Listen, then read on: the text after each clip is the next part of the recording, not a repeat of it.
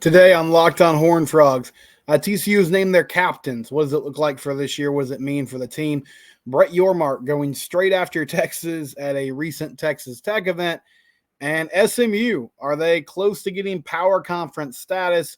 Seems like there is momentum for them joining Stanford and Cal and joining the ACC. All that coming up next here on Locked On Horned Frogs.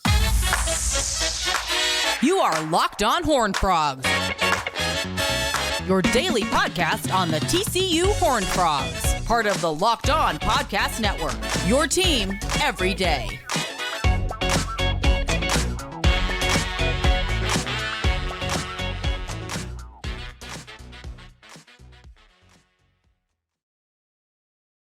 That's right, Locked On Horned Frogs. I'm your host, Steven Simcox.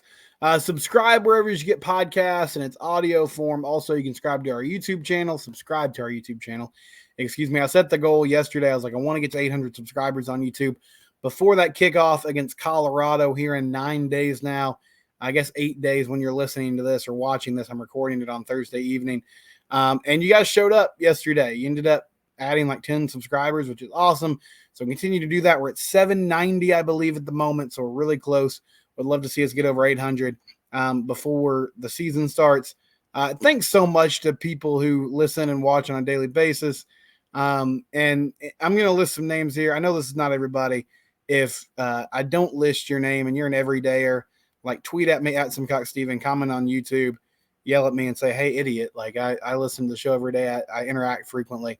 But like Brian Capers, Craig, Zoom Play, Jesus, who is endlessly optimistic, which I love, Tommy Fisher, Jacob Langford, Tanner McKinney, CJ. I know there's more, but I love everybody who tunes in on a regular basis, who listens, who watches, and gives this show the time of day. If you're new to this, whether it's your first time listening or you've been interested as football season starts to ramp up, thank you very much, and I would hope that you would subscribe to the content because it's the best indicator that we're building some momentum and that people are sticking around and anticipating the podcast every day.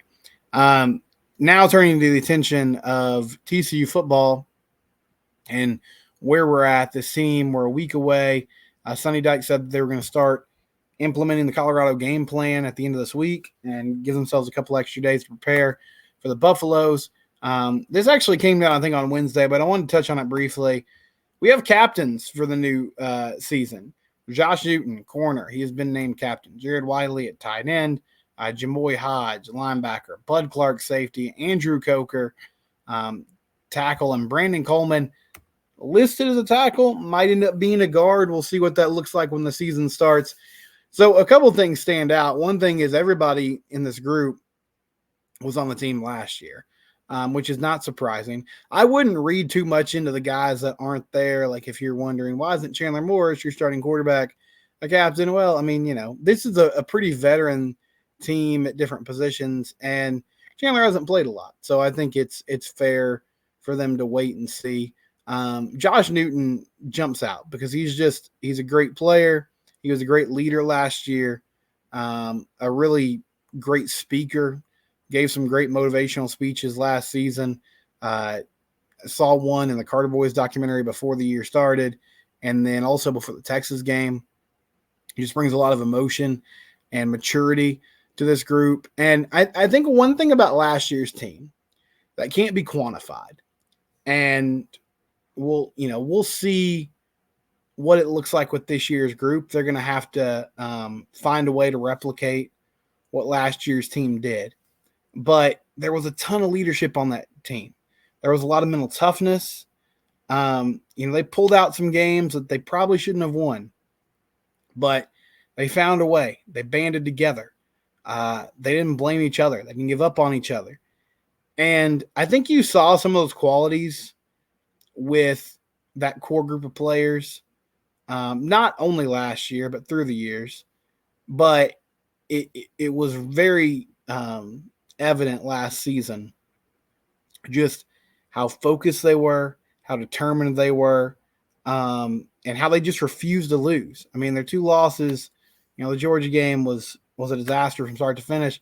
That K-State game was a game they could have easily won and maybe should have won in overtime. Obviously didn't do it, and that's why you play the games. On the flip side of that, escaped against Baylor with a flawlessly executed last-second fire drill bazooka field goal. Held on against teams like Texas Tech and West Virginia. Found a way to win games. And Sonny said at Big 12 Media Days, he was like, look, that was something last season. Like, they did a great job of not looking ahead. They were very just singularly focused. He didn't hear guys, even in the midst of everything that was happening last season, as far as college football playoff rankings, could they be a playoff team? Were they going to be in the Big 12 championship game? You never heard guys talking about that in the locker room. They were just focused on the task at hand. And that's a pretty amazing thing for a team that, as the year went on, had more and more expectations for them to keep their eyes, on what was just in front of them and not necessarily what was in the future, especially for a group that hadn't experienced a lot of winning up to that point. I mean, that senior class only qualified for one bowl game, and they didn't play in that bowl game. They didn't play in a postseason game that Arkansas, matchup with Arkansas in the Texas Bowl got canceled because of COVID outbreak. And that was their only opportunity up to that point to play in a postseason game. And so it was fairly incredible what they were able to do from a leadership standpoint, from a mental toughness standpoint. And I think the team took on some of the characteristics, the toughness, the effort, the grittiness, some of the characteristics that Max displayed as a quarterback. And Chandler's his own guy, and I don't think he needs to replicate what Max did. I think he needs to be Chandler Morris, not Max Duggan. But, that is one thing that is tough to quantify, and I'm not saying you can't replace it, but there's a lot of responsibility on the leadership on this team to continue that focus, that mentality. And honestly, like, one thing about last year's group, there was a physicality to what they did that really worked. And, when Sonny was hired, my big picture kind of thought on him as a coach was, okay, really good offensive mind, comes from that air raid tree, can get you to a place where you can score a lot of points. And I thought that was a good thing for a TCU team that had sort of been wandering in the wilderness for a few seasons as far as what's our offensive identity, what do we do well, what are some things that we can really hang our hat on. And Sonny came over, and I didn't, like, in my mind, it didn't click. Oh, this guy, he wants to run the football. He wants to impose his will on other defenses. He wants to be a physical football team. That was not my first thought about Sonny Dykes. I will say, in hindsight, a few seasons back in 2021, when SMU came to the Carter and won that game, I mean, they ran for like almost 300 yards. It might have been over 300 yards. They ran up and down the field on that TCU defense, which was pretty shocking to me, the way that SMU O-line shoved them around. I feel like this year is going to be a really good litmus test, though. Sonny's talked about, like, he wants to run the football. It's something that Kendall Briles believes in, too, and it's one of the reasons that they've gelled really well together. He learned a lot from his tenure at Cal, as far as, like, okay, you can't, like, it's tough to be successful if you're not going to play complementary football, if you're not going to have the ability to at least make the defense respect your run game. And so how do we incorporate that into an offense? But I think the physicality of last year's team also speaks to the job that Gary did and who he was as a coach, because, I feel like you saw some of those characteristics even at the end of Gary's tenure when things were really bad. In 2020, when they won 5 out of 6, I think, to close the season. Honestly, on offense, it wasn't like they had suddenly figured out a great system. They were just bullying people. Teams like Texas Tech, Kansas, Baylor that season, they bullied them physically up front and ran the ball when they wanted to. And then when they played teams like West Virginia, K-State, that were able to match their physicality, they didn't really have a counterpunch. And then even in 2021, like that Tech game on the road in Lubbock, they busted out there and won that football game. And honestly, it was a lot of just turning around and handing the ball off. Hand the ball off to Zach Evans, hand the ball off to Kendra Miller. You could see that was still in the arsenal, even when things were pretty bleak for the program. And so Sonny comes over, and he said this. I remember him saying this to Mike Golick Jr. on a podcast. He was like, one of the first things they noticed when they got there, the coaching staff, new coaching staff, they honed in on the fact that, okay, there's two things that this group is really good at. They're fast, they're speed all over the field, and they're physical. They have a nasty streak to them. They're not afraid to hit people. And so they found a way to incorporate, those two qualities really well, and they built the team around it. And so can you continue that trend this upcoming season? Can you find a way to still be a physical football team that punishes teams? And that'll be another challenge for this group of captains. But again, your captains for TCU football this year: Josh Newton, Jared Wiley, Jamoy Hodge, Bud Clark, Andrew Coker, and Brandon Coleman. And I think the way the season ended last year could end up being really good for this TCU team this season. They saw, okay, what Sonny Dykes is preaching to us, it works. We won a lot of games. He found a way to maximize our potential, maximize our talent. At the same time, there's still a pretty big gap here between where we are and the ultimate prize and where we want to be. And so hopefully that's been a very motivating factor for this team this year. When we come back, Brett Yormark has made Texas fans angry. I'll tell you why next here on Locked On Horned Frogs.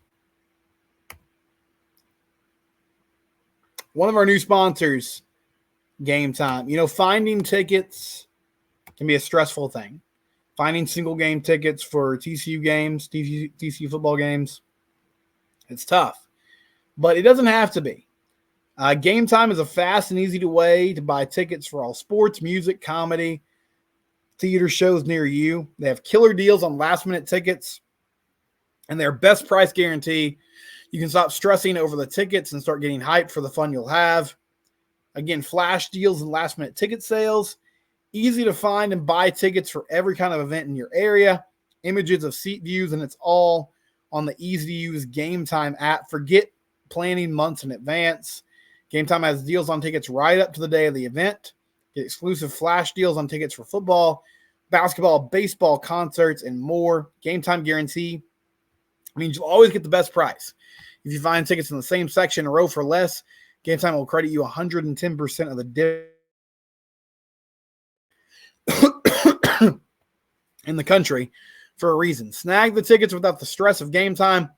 Download the Gametime app, create an account, and use the code LOCKEDONCollege for $20 off your first purchase. Terms do apply, but again, download the Gametime app and use that promo code LOCKEDONCollege for $20 off your first purchase. Don't get stressed out. Make it easy. Make it simple.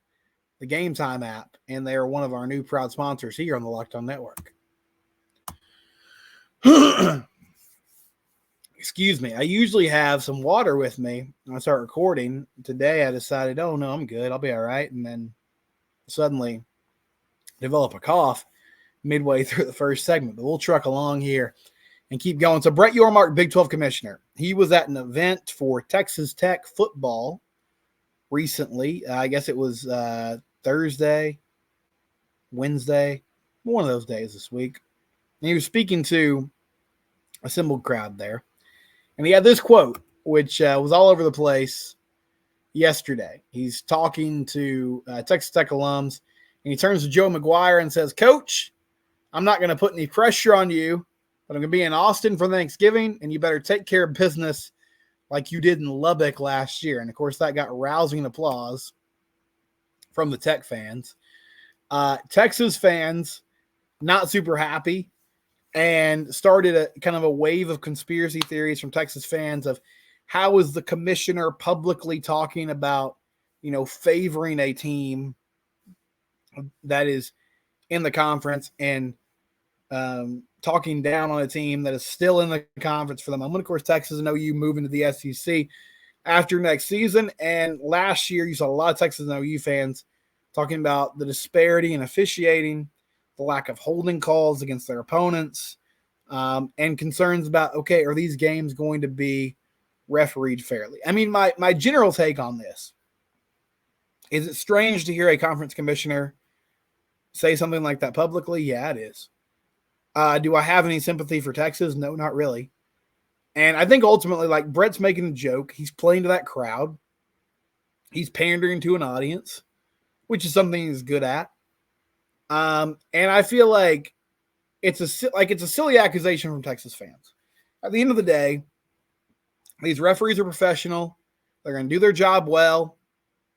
I don't think they're going to cheat Texas out of making the Big 12 championship game. Obviously, Big 12 executives do not want Texas in the title game, but they're not going to go out of their way to make sure that doesn't happen. I do find this aspect of it intriguing, though. I think it speaks to a real shift that we're seeing in college sports. Brett Yormark is not a traditional college sports guy.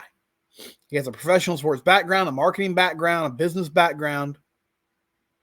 The Big 12 hired him really to market the league, change the narrative around the conference, and get a TV deal. He has done all those things very successfully to this point. In the past, conference commissioners have always been people with long-time ties to college athletics, people that understand how these things work, and that wouldn't say things like this on a public stage.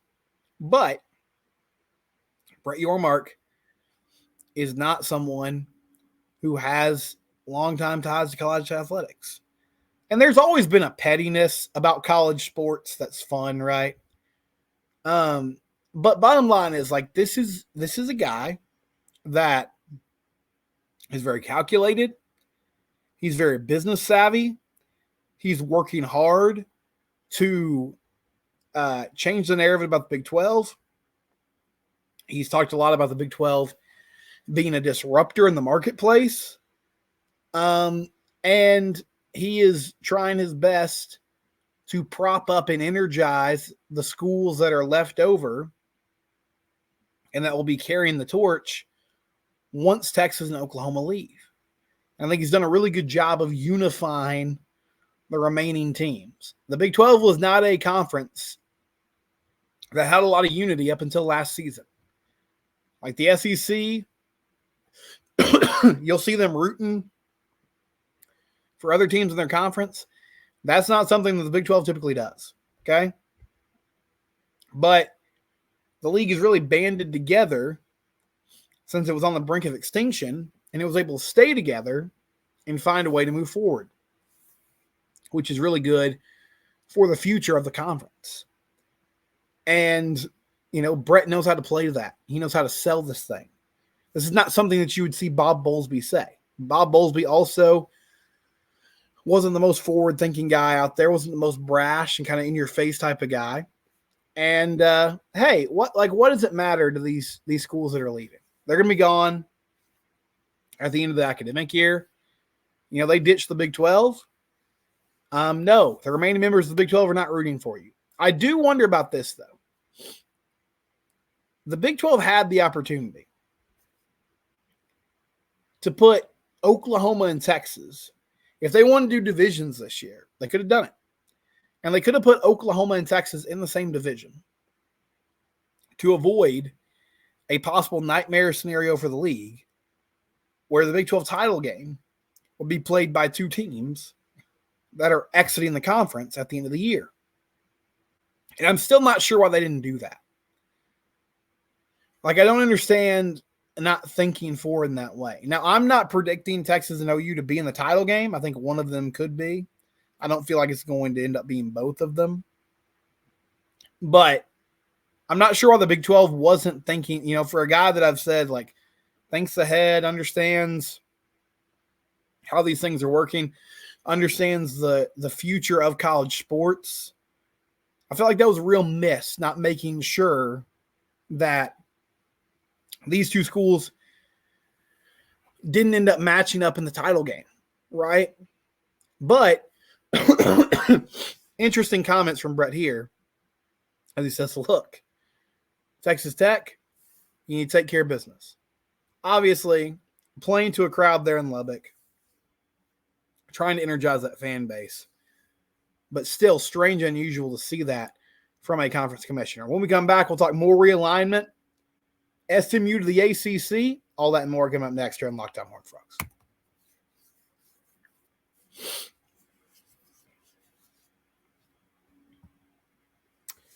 Realignment continues to churn along. Cal and Stanford and Oregon State and Washington State are the schools left over from Pac-12 that are searching for a new home. There's been rumor and talk about, okay, would they merge with the Mountain West? Would they merge with the American Conference? How would they move forward and try to keep, that West Coast flavor in major college football? Cal and Stanford have also had their own talks, allegedly with the Big 12, allegedly with the ACC, and it appears that Cal and Stanford and SMU might be moving to the ACC. There was a vote by the ACC on expansion a few weeks back. They did not have the votes to add those members, but they are actively talking about this again. And according to Nicole Auerbach from The Athletic, they could have a decision this weekend for these three schools. Now, one intriguing part about this, Cal and Stanford would come in on a partial revenue basis. So they would not get the whole revenue share immediately. They would get about $18 million. SMU, amazingly, is saying we don't need any TV money for the first 7 years. For the first 7 years of their existence in the ACC, they are willing to forego TV revenue and basically funnel that money to others in the conference. Also pay a steep exit fee to the American Conference just so they could be a part of major college football. Now, on one hand, I respect it. I respect that SMU is trying to get back to major Power 5, Power 4 conference football. Tommy Fisher brought this up yesterday on Twitter. He was like, how is this even legal? There's not really explicit rules here, right? Like it's kind of whatever you want to do within the fact of realignment. I get that it makes some TCU fans upset because TCU really did earn their way to realignment. Like they built the program back up. They got to a place of respectability. They started winning games. They started winning conference titles. They won a BCS game. And gradually got back in the college sports landscape and then eventually found themselves with a seat at the table again. SMU is it's like that college admission scandal a few years back with like Lori Logden and others where they were just paying for their kids to go to college. Like SMU's like, hey, we got the funds. We'll just bankroll this. I know the program itself hasn't earned the right. We'll say we earned the right. We'll pay the money to get in there. And is it lame? Yeah, it kind of is. But at the same time, it's not like these conferences are not necessarily looking at the results on the field, right? If they were, the SEC wouldn't be taking Texas. They're taking Texas because Texas is a major brand, and it helps them grow ad revenue. SMU, not a major brand, but they're willing to say, okay, we don't need the money. And really the ACC is doing this because Clemson and Florida State are getting restless. Florida State's openly talking about, we got to get out of here. We got to get out of the ACC. We're going to fall behind drastically. They're openly having meetings about how do we exit this grain of rights deal? Surely there's a way that we can move forward. It's bizarre. And Clemson, more quietly, is on the same wavelength. We can't fall behind monetarily against these major powers in the Big Ten and the SEC. And so they're going to take this money that's being, foregone by SMU, and they'll distribute it to their schools on an achievement basis, essentially. And I don't know what all the details are going to be there, but okay, you do good in this sport, or you grow at this rate, whatever the case may be, and we'll give you some extra money. And so they're trying to fend off, two of their major bell cow brands leaving the conference as well. I saw this question posed today, if TCU knew SMU was going to get in the ACC, which is not official, but it looks like it's trending that way, then would they have reconsidered the Iron Skillet situation? I don't think so. I mean, it seems like this was really about getting an extra home game. I feel like SMU having Power 5 status would help, but it wouldn't ultimately be the difference maker. And the series probably would have still ended because TCU wanted to play more home games and host more teams at the Carter. When we reconvene on Monday, it's going to be a game week. We've made it, friends. We've made it to the college football season. Enjoy the games this weekend. Notre Dame, Navy, and others playing. And then a week from tomorrow, we'll have a game. We'll have TCU, Colorado. And I'm stoked about it, and hope you are too. It's Locked on Horned Frogs, your team every day.